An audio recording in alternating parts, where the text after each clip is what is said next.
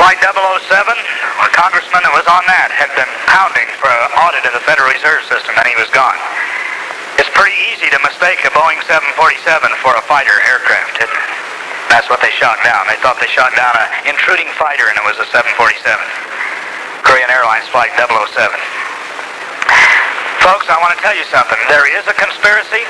You can believe it. You can bank on it. There is a conspiracy in this country to bring us to a one-world government. Let me tell you a little bit about one of the aspects of that conspiracy, and then I'm going to close. I'm not able to share everything tonight. We have tapes and literature out there, and we have the one-world government tape, and so you're welcome to take that.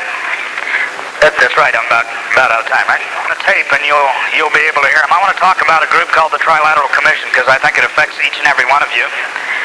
1973, David Rockefeller, who headed the Trilateral, who formed the Trilateral Commission, called upon 5 of his Arab buddies, who were all Masons, and let's boycott the oil to the United States. At the same time, they capped the wells in Louisiana. They capped wells in California here. They shut them down. They shut down any North Shore crude that was coming out.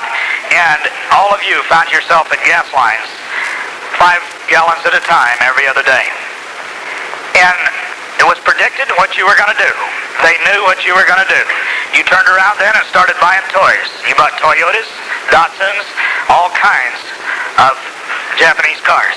Japan turned into an industrial giant overnight, had so much money that much of that money ended up in Europe, coming back into the United States, purchasing companies like Signetics, like a large percentage of General Electric and other companies. Many of my patents were moved to France and to other countries because of this. Technology moved out of the country. You can go over into Silicon Valley and you can find weeds growing up through parking lots in some of the buildings that are over there. The technology moved because they had the money to buy it. The largest landowners in the state of California and Washington and Oregon are foreign landowners owning great conglomerates of land. Many things have gone on in the banking system to create these kind of things. Banking regulations have changed. Farmers who had good loans all of a sudden lost their farms because the banking regulations had changed. And these things ended up into corporate farms and conglomerates and foreign owned. You can't hardly go to a golf course in California here, but what it isn't owned, foreign owned. Am I against foreign ownership? No, I'm just telling you.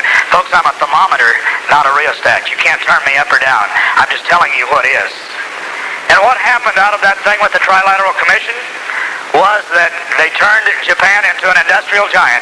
We are a debtor nation to Japan today. We owe Japan more money than we can pay.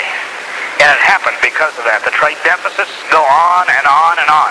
There have been no trade restrictions put against Japan, and you'll see every time it comes up, it fizzles. And the reason it does is because the government's not in control of what's going on there. I'm going to tell you something else, and this may come as a shock to you. This last election we had, Clinton and Gore were at a Bilderberger meeting in Biden, and 5 months before the election.